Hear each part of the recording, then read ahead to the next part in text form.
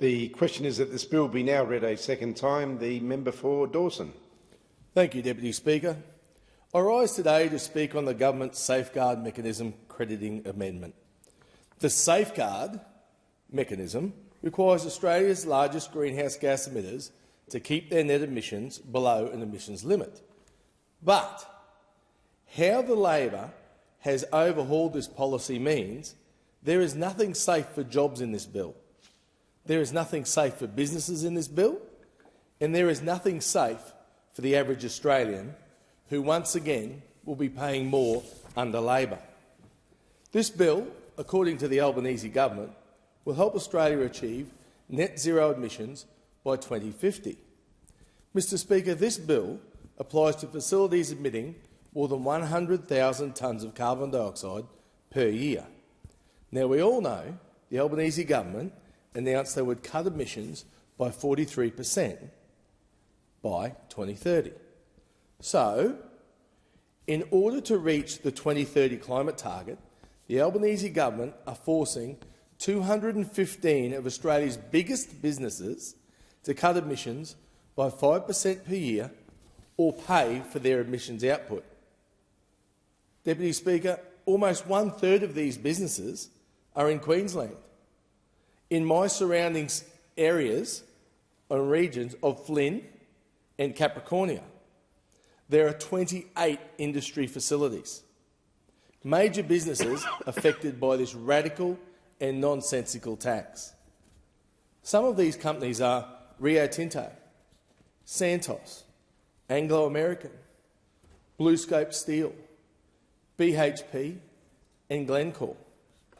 These companies employ thousands of people from across our region. They provide billions of dollars through state royalties that go into emergency services, our hospitals and schools, and they contribute hundreds of thousands of dollars to our communities through sponsorships, scholarships and donations.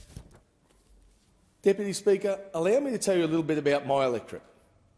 Mackay, in the south of Dawson, is the base for many mine workers who travel over the hill into Capricornia or Flynn to work for these companies I have mentioned, not for fun, but to earn a living.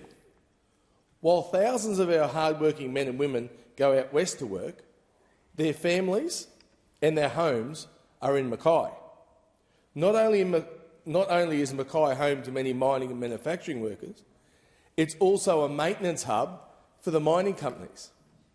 Now, it's not just the mine workers and their families that rely on their jobs, but small businesses rely on people having those jobs.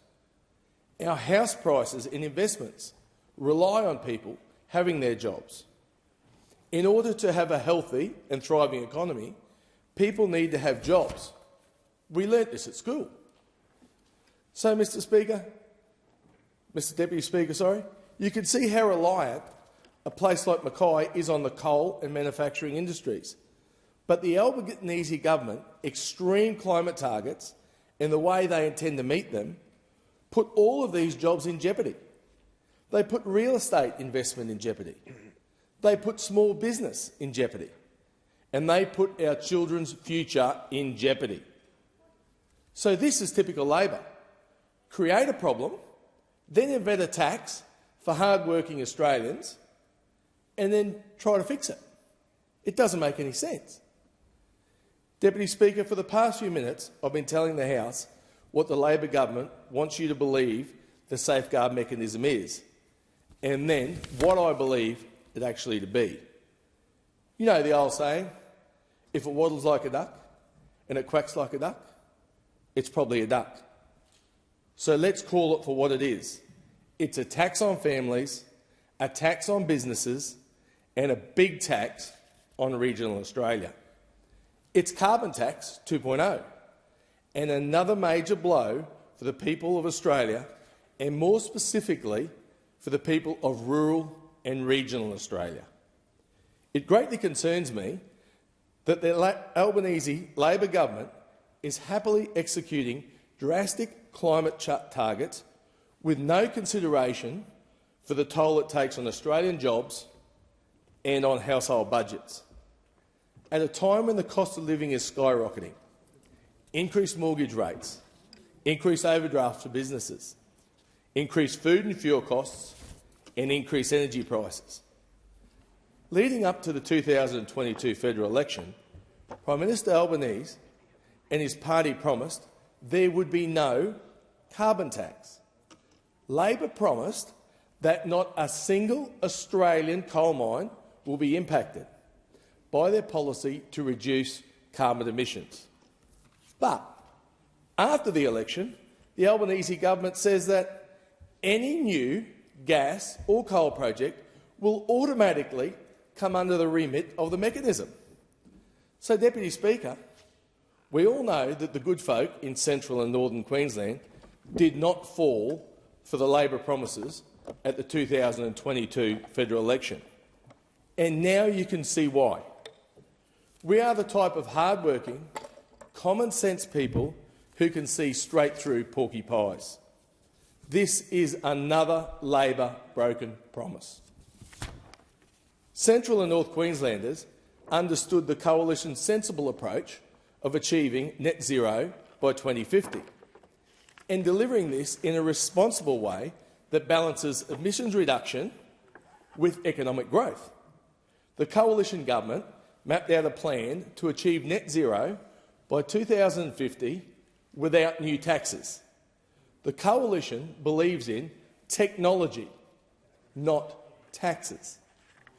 In government, the Coalition committed $22 billion to bring down the cost of low-emission technologies, that is, hydrogen, ultra-low-cost solar, green steel and aluminium, leveraging up to $132 billion in private sector investment and supporting over 160,000 jobs. Once these technologies are cost competitive with the existing alternative, people will voluntarily make the change. Now, I'll tell you this much. At the rate we're headed, there won't be much of the Australian dream left in a couple of years. We are seeing how the effects of taxes are affecting investment in Queensland right now. Major miner BHP will not make any significant new investments in Queensland due to the state government's coal royalty tax. Deputy Speaker, there is a strong long-term demand for Queensland's high-quality metallurgical coal from global steelmakers. But we are being told that in the absence of good government policy that is both competitive and predictable, companies are unable to commit to significant new investments in Queensland. Senex Energy $1 billion investment plan to bring new gas to the East Coast, well, it's at risk. BHP has also put plans for the Blackwater South mine in central Queensland on hold for the foreseeable future. The Palaszczuk Labor government has firmly shot our state right in the foot with their coal royalties. And now the Albanese government is trying to do the same. Queensland businesses are set to pay an extra $4 billion in tax with the Labor's carbon tax. Our mining and resource sector is the #1 contributor to keeping our nation afloat, the #1 regional employer, and the #1 industry for export dollars. This industry supports over 450,000 plus jobs for Queenslanders and 14,000 plus businesses, all who pay tax to help fund hospitals, schools, roads, our NDIS and all other government services. The thanks the industry and its workers get is pay more tax and prop up a bloated Canberra bureaucracy. It's starting to become clear the Labor's carbon tax 2.0 will be devastating for regional and rural Queensland families. Life's already tough in the regions. We don't need another tax. Everyone's already tightening their belts. This will just add more pressure, and this is just plain irresponsible. Meanwhile, Labor's policy lets large emissions for electricity users completely off the hook. Some of our big banks, who are large energy users with their data centres, get off scot-free.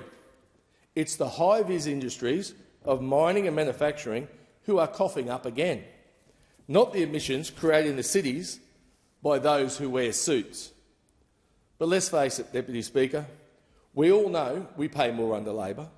We all know life is harder under Labor, and Labor's carbon tax will drive up the cost of living at a time when Australia's workers and families can least afford it. The businesses that do hang around will pass the additional costs straight on to consumers through higher food prices and higher prices for building materials. Currently, the people in my region are dealing with interest rate hikes, rising energy costs, increases in insurance premiums, fuel hikes, cuts in roads and communication infrastructure, and are now dealing with the fear of job losses. A month ago, the Prime Minister turned up in Mackay for a one-hour photo shoot opportunity. He didn't take the time to talk to mining or manufacturing companies. He didn't take the time to talk to workers or small business owners. He certainly didn't take the time to visit our substandard roads and lack of infrastructure. His lack of interest in the region is obvious and alarming. I often wonder, where did the Labor Party go? The old Labor Party would never put Greens policies above what was right for the high-vis worker. The old Labor used to stand up for miners and the resource sector, and now they just tax the life out of them. The Labor Party's constituency base used to be the working class, but these days it seems to me they are in an identity crisis, because it's clear what they stand for and what values they base their policies on. What is clear is that they no longer value the worker.